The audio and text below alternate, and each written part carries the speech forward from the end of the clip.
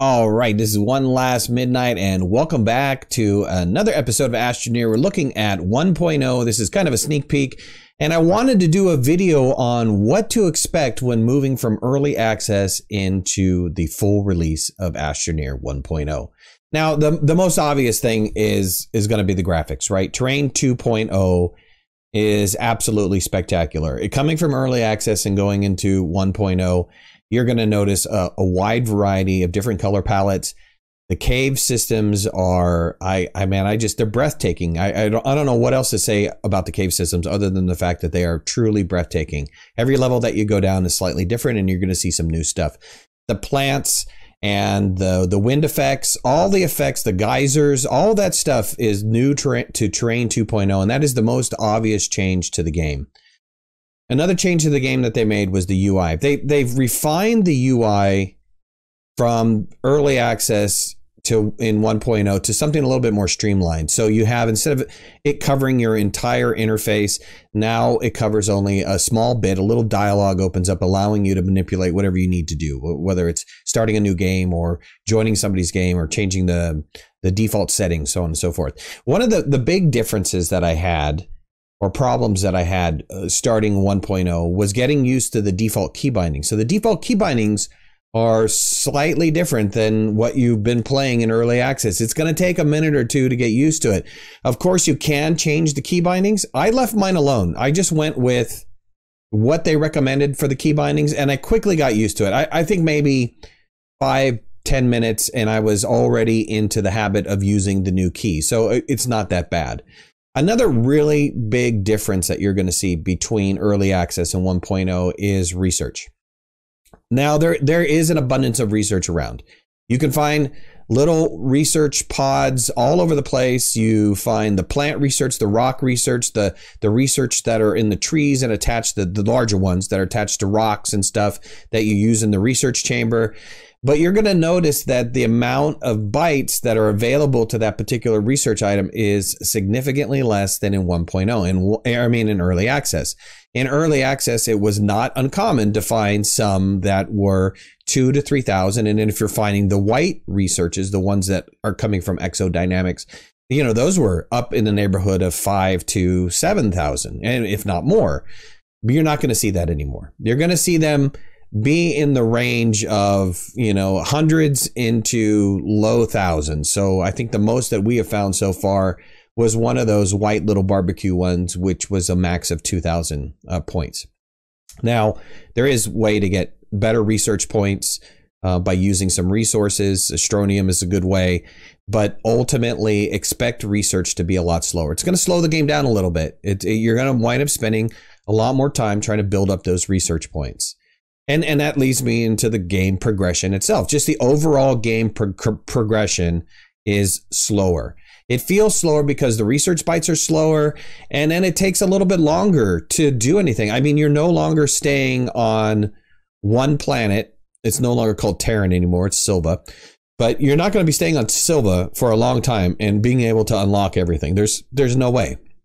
You have to. It absolutely forces you to go off planet to try to get some of these pieces of resources to help you build the next item. There's no way around it. So, that's going to take you through a whole progression of building up a vehicle, building up a shuttle, getting off the planet, landing on another planet, starting a small base, and or just carrying resources back to Silva to get things rolling. It's pretty tough. It really slows the game progression down. And this is not a bad thing by any way, shape, or form. This is not a bad thing. I would hate for System Error to get complaints that the game's too easy. I can get through this game in a matter of a couple of hours. Right? No, it's not going to be the deal. It's going to take you hours and hours. And I have been playing solely with multiplayer since I've gotten this sneak peek at 1.0. And it's taken us a significant amount of time. I think I've played a total of 14, 15 hours now so far with 3 other people. And it's taken us that long to be able to make stuff and move around. So, that's cool because you're going to be able to spend more time exploring and more time looking at Terrain 2.0 and getting involved with the terrain and stuff. the game progression being slower is not a bad thing. In my personal opinion, it's not a bad thing. Another thing you're going to notice is walking. While the walking and the running speed are the same, carrying items is slightly different. You can still carry an item in front of you on your terrain tool, but that is painfully slow. It is slower than a walk. It's almost like a crawl. It is really slow. So they have a new option to allow you to actually carry an item in front of you and you kind of waddle with it. It's a faster than the walk speed, but slower than the run speed. You still have the option of, holding out the item in front of you, letting it go, sprinting up to it, picking it up, doing that process over and over again. But I don't know if that's the best way to carry items. Some items you can't even carry in your hands. That's the only way that you can carry some of the items. The space shuttles are a great example of that. You can pick them up and move them, but you can't walk with them. So there's some difference in walking in 1.0 as opposed to early access. The other thing is the printer. The large vehicle bay is gone. That kind of threw me for a loop because when I was wanting to build a vehicle, I was like, where do I build? I'm going to go build a truck. Or I'm going to go build a shuttle. I'm going to need a vehicle bay. I couldn't find the vehicle bay and didn't realize that the vehicle bay was gone. So for those of you guys that are coming in from early access, just be aware that there is no more vehicle bay. It is now called a large printer. The nice thing about having the small, medium, and large printers is you can have them on one large platform B and just keep them and move them around as you need to move them around. The other thing that you're going to notice is the Oxygenator. The Oxygenator is absolutely required to have oxygen go throughout your base. If you don't have an Oxygenator, you are going to get oxygen off of the hab. You will get oxygen off of the shuttle, but you won't get oxygen off the platforms anymore. Without the Oxygenator, platforms, tethers are not going to have oxygen. So the Oxygenator is absolutely key to getting your base up and running. And that's probably one of the first things that that is one of the first things that you get. I forgot that it comes down off of that trade platform, not the trade platform, but the that landing platform that you get when you first start up. So you do get an Oxygenator for free right off the bat. It's so important that you have to have it.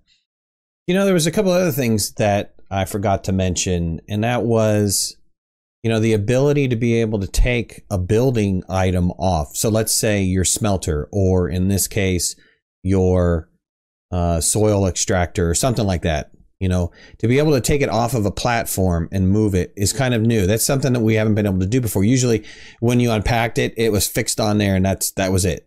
Done deal. Now you can move it off, which is really cool. The other thing is the ability to be able to repackage items, right? So that was one of the big things, is to be able to repackage items. So that gives you the ability to repackage up your base. I can see that with a large shuttle, repackaging up your base, putting it all in the large shuttle with the extra large storage in the storage areas, and trying to get as much as your base over to the new location and maybe having to make a couple trips. Those are also really cool new things that they've added to the game. The other thing and the last thing that I want to talk about is the plants. I haven't seen all of the plants, but there are a whole new slew of aggressive plants out there. And it's kind of fun going through and exploring them and seeing them for the first time, because you're just thinking, oh, wow, this is a really cool plant. And you get next to it and it kills you. It's pretty wild when you come across those things. So those are the things that stick out to me going from early access to 1.0. Otherwise, I can't recommend it more. If you haven't purchased the game yet and you guys are watching this and you're thinking, wow, should I buy this game? I have spent an enormous amount of time in this game. Somebody told me last night on the stream, they looked at my hours. It was 600 and something hours in this game. Dollar for dollar, this is probably the most value I've ever gotten out of a video game before. And so I highly recommend the game. It does, going from early access into 1.0, if you're playing solo, you're not going to see many defects. But if you're in multiplayer, you're going to see the same multiplayer defects that were in early access. Maybe even worse, right? Even reverting back. Well, remember, for those of you who have been back a long time, like a year ago, we had vehicle problems in multiplayer. Some of those vehicle problems have creeped through. And now I understand that this is a completely new engine. It is not the same engine as early access. It's a completely different game, guys. I mean, if you're going from early access to 1.0, it feels like a completely different game. And I know the terrain system is completely different. So it doesn't surprise me that, maybe some defects have rolled through on a previous branch that maybe were fixed during early access but have gotten broken again. It doesn't stop you from playing. It's inconvenient, but it doesn't stop you from playing. I have yet to see a serious crash. It definitely hasn't crashed my computer. If anything, it will crash the game, but I haven't experienced it. We did play one multiplayer where one of the people that in our group did experience a crashed desktop from Astroneer, but they easily and quickly got back in. Granted, they lost some stuff off their backpack, which is inconvenient, but it doesn't stop you from playing. And we all know that System Era has been great on fixing their defects and quickly releasing patches. So I'm sure that if they don't have it fixed before 1.0 comes out, which is tomorrow, I'm sure they'll have it fixed shortly after. So that was it. That's what I wanted to say about my little mini comparison between, or what to expect between early access and 1.0. I hope you guys enjoyed the video, and we'll see you again soon. Thanks. Bye-bye. Thanks for watching. Please remember to hit that like button if you liked the video, and subscribe to our channel so you can stay on top of all of our latest video releases. I release content almost every day. We'll see you guys soon. Bye.